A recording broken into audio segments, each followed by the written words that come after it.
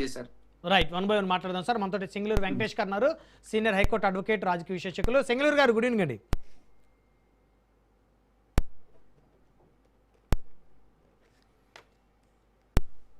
Very good evening Brahmanaidu గారు. మీరేం చెప్తారు వెంకటేష్ గారు? రాజకీయ కలయికలు లేకపోతే సంస్కరణ సభలో కలయికలు ప్రస్తుతం రాష్ట్రంలో నడుస్తుంది. తెలుగుదేశం పార్టీ ఎమ్మెల్యేలు వైకాపా నేతలతో వేదికలు పంచుకోవద్దనేటువంటి ఒక స్ట్రిక్ట్ ఇన్స్ట్రక్షన్స్ నడుస్తున్నట్లు తెలుస్తోంది.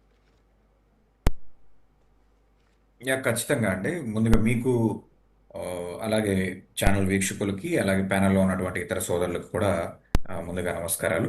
అట్ ద సేమ్ టైం ఇది చంద్రబాబు నాయుడు గారి యొక్క వ్యూహాత్మకమైనటువంటి రాజకీయ చిత్రతకి మనందరం కూడా ఒక దర్పణంగా తీసుకోవాలి. ఇందాక కొండా రాజీవ్ గాంధీ గారు చెప్పినట్లు చంద్రబాబు నాయుడు గారు చేసినటువంటి ఒక డైవర్షన్లో భాగమా, లేదా నిజంగా ఈ రాష్ట్రంలో ముఖ్యంగా కృష్ణా జిల్లాలో కొంతకాలంగా బోండా ఉమా గారు వెలువెత్తుతున్నటువంటి ఎత్తి చూపుతున్నటువంటి అసమ్మతి రాగం ఏదైతే ఉందో దానికి ప్రతిఫలంగా ఈరోజు ఆయన మీద ఇటువంటి ఒక అపవాదానండి లేకపోతే ఒక నేరారోపణ కానీ ప్రభుత్వమే చేసింది, ముఖ్యంగా చంద్రబాబు నాయుడు గారే దీన్ని చాలా సీరియస్గా తీసుకుని చేశారు అని చెప్పేసి అని వస్తున్నటువంటి ఒక ఊహాగానం. ఏదైతే ఒక సుమారుగా ఒక 15 రోజులు 20 రోజుల లోపు బోండా ఉమా గారు ఒక వ్యాఖ్య చేశారు ఒక మీటింగ్లో. ఎక్కడెక్కడి నుంచో వచ్చి ఇతర పార్టీల్లోంచి వచ్చిన వాళ్ళకి కృష్ణా జిల్లాలో మంత్రి పదవులు లభించినాయి, కానీ సొంత పార్టీలో మాలాంటి వారందరినీ కూడా, కాపులందరినీ కూడా అణగదొక్కేటువంటి ఒక కార్యక్రమం జరుగుతుంది. కాపులకి మంత్రి పదవి రాకుండా వెనకదోశారు కృష్ణా జిల్లాలో అని చెప్పేసి అని ఆయన బాహాటంగా వెళ్ళగట్టినటువంటి మాట వాస్తవం. ఈ నేపథ్యంలో ఈయన ముద్రగడ గారి యొక్క సంస్మరణ సభకి వెళ్ళటం, అలాగే అక్కడ అంబటి రాంబాబు గారితో వేదికను పంచుకోవటం. అయితే ఈ మీటింగ్లో ఈయన చేసినటువంటి వ్యాఖ్యలు ఏవైతే ఉన్నాయో ఇవి తీవ్రమైన దుమారాన్ని లేపిని. అలాగే రాజకీయ దుమారం అనుకోవాలా, సామాజిక దుమారం అనుకోవాలా? రాజకీయ దుమారాన్ని రేపిని. ఎందుకంటే ఇక్కడ 2 రకాల కామెంట్స్ చాలా బలంగా వినపడినాయి. బోండా ఉమా గారు చేసినటువంటి వ్యాఖ్యలు ఏవైతే ఉన్నాయో అవి ప్రభుత్వాన్ని తీవ్రంగా ఇబ్బంది పెట్టేటువంటి ఒక వ్యాఖ్యలుగానే ఆ ప్రభుత్వం చూస్తుంది. తెలుగుదేశం ప్రభుత్వం దాన్ని ఆ రకంగానే చూస్తుంది. కేవలం ముద్రగడ్డ గారిని 2014 నుంచి 19 వరకు చేసినటువంటి అణచివేతకి ప్రతిఫలమే మన యొక్క ఓటమి అని చెప్పేసి అని ఆయన ఒక చాలా పవర్ఫుల్ స్టేట్మెంట్ ఇచ్చారు. అది పార్టీ యొక్క వెన్నుముకను విరిచేసేటువంటి. అప్పట్లో ముద్రగడ పద్మనాభ గారిని పిలిచి మాట్లాడి ఆ సమస్యను సాల్వ్ చేయని అని చెప్పేసి అధిష్టాన పెద్దలకు చెప్తే కొంతమంది వారి వర్గానికి సంబంధించిన వారే ముద్రగడ గారికి పబ్లిక్ లో అంత పట్టు లేదు, ఆ వర్గంలో అంత పట్టు లేదు అని చెప్పారనేది కూడా వారు మాట్లాడారు. ఆ ఫలితమే 2019 ఎన్నికల్లో పడిందని. అది గడిచిపోయిన చరిత్ర. మనం ఏ మీటింగ్కి వెళ్ళాము, ఎంతవరకు మాట్లాడాలి అనేది అక్కడ క్రైటీరియాగా తీసుకోకుండా ఆ యొక్క పాత గాయాన్ని ఈరోజు కాపు సమాజానికి మొత్తానికి కూడా బోండా ఉమా గారి యొక్క వ్యాఖ్యల వల్ల మరి ఒకసారి గుర్తు చేసినటువంటి ఒక పరిస్థితి ప్రభుత్వాన్ని ఇరకాటంలో పెట్టిందనేది తెలుగుదేశం పార్టీ యొక్క భావన. ముద్రగడ్డ గారి మీద ఆ రోజు జరిగినటువంటి దాష్టీకం ఏదైతే ఉందో అది యావత్ కాపు సమాజం మొత్తం మీద కూడా జరిగినటువంటి దాష్టికంగా ఈ రోజు వరకు కూడా కాపు సమాజం అంతా నమ్ముతున్నటువంటి ఒక పరిస్థితి. ఆ రోజు అగ్రనేతలైనటువంటి దాసనారాయణరావు గారిని కానివ్వండి, చిరంజీవి గారిని కానివ్వండి, ఇలాంటి గొప్ప వ్యక్తుల్ని కానివ్వండి, కనీసం ముద్రగడ్డ గారిని కలవనీయకుండా వెనక్కి పంపినటువంటి విధానం, జిల్లా సరిహద్దులు మూసి కాపు సమాజం ఎవరో కూడా ముద్రగడ గారి యొక్క ఇంటికి చేరుకోకుండా ఆ రోజు ప్రభుత్వం వ్యవహరించినటువంటి తీరు, అలాగే ముద్రగడ గారి యొక్క ఇంటిలో ఉన్నటువంటి ఆయన యొక్క సతీమణి మీద కానివ్వండి, కోడళ్ళ మీద కానివ్వండి, ఈ ప్రభుత్వం వ్యవహరించినటువంటి తీరు, ఆ తర్వాత ఆయన వ్యక్తపరిచినటువంటి ఈ తీరంతా కూడా ఈరోజు బోండా ఉమా గారి వ్యాఖ్యల వల్ల మరీ ఒకసారి కాపు సమాజం నెమర వేసుకునేటువంటి ఒక పరిస్థితి. ఇది ప్రభుత్వానికి ఖచ్చితంగా ప్రాణ సంకటం.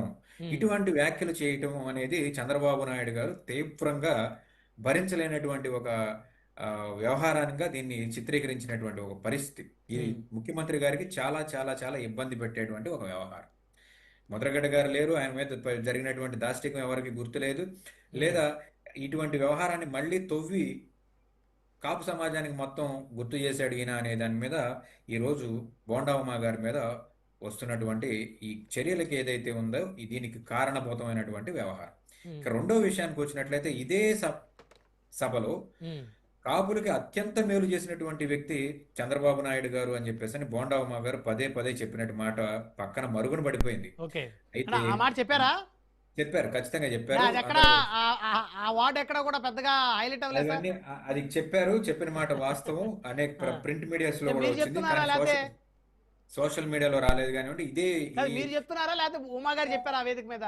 లేదు లేదు, ఉమా గారు చెప్పారు, చెప్పారు. ఉమా గారే చెప్పారు. Okay. At the same time ఈయన యొక్క సమక్షంలోనే దాసరాము గారు ఒక బాంబు పేల్చారు.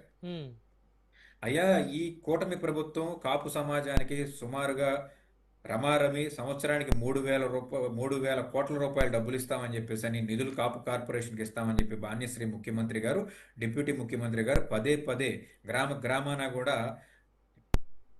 ఒక ప్రామిస్ చేసినటువంటి ఒక పరిస్థితి. ఈ రోజు వరకు కనీసం 3 రూపాయలు కూడా ఇవ్వనటువంటి ఒక పరిస్థితి.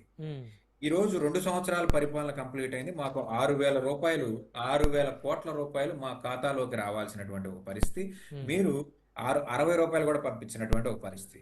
దయచేసి మేము అడుగుతున్నాం, ఈ 6,000 కోట్ల రూపాయలు 600 కోట్లు ఇవ్వండి చాలు, అంటే 10% ఇవ్వండి చాలు అని చెప్పేసి అని ఆయన యొక్క దీనంగా ఆయన వేడుకున్నటువంటి వ్యవహారం ఏదైతే ఉందో, కాపు సమాజానికి ఈ ప్రభుత్వం చేస్తున్నటువంటి ద్రోహం ఏదైతే ఉందో అది తెలుగుదేశం పార్టీ ఎమ్మెల్యే సాక్షిగా జరిగినది చంద్రబాబు నాయుడు గారు డైజెస్ట్ చేసుకోలేనటువంటి ఒక పరిస్థితి.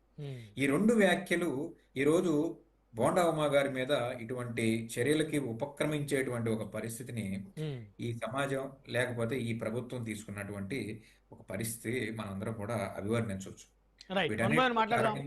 ఇంకొక విషయం కూడా ఉంది బ్రహ్మనాయుడు గారు, లెట్ మీ ఫినిష్, ఒక్క నిమిషంలో. ఇప్పుడు విజయవాడలో ఉన్నటువంటి స్థానిక పరిస్థితుల దృష్ట్యా వంగవీటి మోహనరంగ గారి తనయుడు వంగవీటి రాధా గారికి గతంలోనే ఈ సీటు కేటాయించాల్సినటువంటి ఒక పరిస్థితి, అప్పుడు ఉన్నటువంటి పరిస్థితుల్లో బోండా ఉమా గారికి కేటాయించారు. ఈ రోజు వరకు వంగవీటి వారసుడికి ఎమ్మెల్సీ ఇస్తామని, రాజ్యసభ ఇస్తామని, ఇంకో పదవి ఇస్తామని చెప్పేసి మభ్య పెడుతున్నారు, కాలయాపన చేస్తున్నారు. సుమారుగా గవర్నర్ కోట ఎమ్మెల్సీల జాబితాలో పదవుల పందారం వచ్చినటువంటి ప్రతిసారి కూడా లిస్ట్ ప్రయారిటీలో వంగవీటి మోహన్ రంగ గారి యొక్క తనయుడిని పెడతారు. ఆయనకైతే ఇస్తున్నారని పొద్దున్న నుంచి ప్రచారం జరుగుతుంది కదా సోషల్ మీడియాలో. ఈ ప్రచారం గతంలో కూడా చూసాం కదా, ఆ రేస్ లో ఉన్నారు నడుస్తుంది వారి మీద. వంగవీటి రాధా గారు నాకు తెలిసినంత వరకు అతను ప్రత్యక్ష ఎన్నికల్లో పోటీ చేయాలనే ఉత్సాహంతోనే ఉన్నాడు, కానీ నామినేటెడ్ మీద ఆధారపడి రాజకీయాలు చేసేటువంటి దుస్థితిలో నాకు తెలిసినంత వరకు వంగవీటి రాధా గారు ఎప్పుడూ కూడా అలా ఆధారపడి రాజకీయం చేసే వ్యక్తి కాదు. ప్రత్యక్ష రాజకీయాల్లో పోటీ చేయాలి, అందులోనూ సెంట్రల్ నియోజకవర్గం నుంచే పోటీ చేయాలని చెప్పేసి అని ఆయన యొక్క పాత పార్టీలో కూడా, వైకాపా పార్టీలో కూడా నాకు ఖచ్చితంగా సెంట్రల్ సీట్ కావాలని ఆ రోజు విభేదించి బయటకు వచ్చాడు. సో ఇప్పుడు వంగవీటి రాధా గారు పట్టుబడితే బోండా ఉమా గారికి సీట్ ఇవ్వడం చాలా కష్టమయ్యేటువంటి ఒక వ్యవహారం. రెండోది, బోండా ఉమా గారు కూడా ఆయన యొక్క ఇద్దరు తనయుల్ని కూడా ప్రత్యక్ష రాజకీయాల్లోకి దింపి ఆయన ఇంకా బలం పుంజుకునేటువంటి విధంగా నియోజకవర్గంలో ప్రతి గడపని కూడా తన కుమారులతో సైతం టచ్ చేయించి ఆయన యొక్క వర్గాన్ని బలంగా పెట్టుకుంటున్నటువంటి ఒక పరిస్థితి ప్రభుత్వానికి ప్రాణ సంకటంగా తయారైంది ఈ నియోజకవర్గాన్ని. బలమైనతలు ఢీకునేటువంటి ఈ పరిస్థితుల్లో ఉమానా రాధానా అంటే వంగవీటి తనయుడు వైపే మొగ్గు చూపాల్సినటువంటి ఒక పరిస్థితి ప్రభుత్వానికి కల్పించేటువంటి ఒక ధోరణి ఉంది. కాబట్టి ఇప్పుడు ఏంటి, బోండా ఉమా గారికి వంగవీటి రాధా గారి మధ్య అంతర్గతంగా ఒక యుద్ధం, ఆధిపత్య పోరు నడుస్తుందని అనుకోవచ్చా? వీళ్ళిద్దరి మధ్య ఏం పోటీ లేదు, కానీ సీటు విషయంలో మాత్రం పార్టీకి ఇది ఒక ప్రాణ సంకటమే. రాధానా ఉమానా అని చెప్పి తేల్చుకోవాల్సినటువంటి ఒక పరిస్థితి ఏర్పడితే ఎటువైపు మొగ్గు చూపాలి అనేది ఈరోజు పార్టీ ఏం చేస్తుందంటే, రాధా గారికి సీట్ ఇవ్వాలి, బోండా ఉమా గారికి ఎందుకు సీట్ ఇవ్వకూడదు అంటే, బోండా ఉమా గారు ఈ తప్పిదం చేశారు, ఇదిగో ఈ తప్పిదం చేశారని చెప్పేసి 100 తప్పులు లెక్క పెట్టే విధంగా ఉన్నటువంటి పరిస్థితి. లేకపోతే బొత్స సత్యనారాయణ కలిసినటువంటి నారా లోకేష్ మీద ఎటువంటి చర్యలు లేవు. మరి వంగవీటి రాధా గారు వెళ్ళి అక్కడ ముద్రగడ గారి సంస్మరణ సభలో అనేక మంది వైకాపా నేతలను కలిశారు, అతని మీద ఎటువంటి వ్యవహారమైనటువంటి చర్యలు లేవు. కేవలం ఉమా గారు చేసినటువంటి వ్యాఖ్యల వల్ల, లేకపోతే ఉమా గారు వెళ్ళి అంబటి రాంబాబు గారిని కలిస్తే మాత్రం ఈ ప్రభుత్వానికి ఏమైనా ఇబ్బంది వస్తుందా? మిగిలిన నేతలందరూ కూడా బాగానే కలుస్తున్నారు కదా. అవును, 1 by 1 మాట్లాడదాం సార్. డిబేట్లో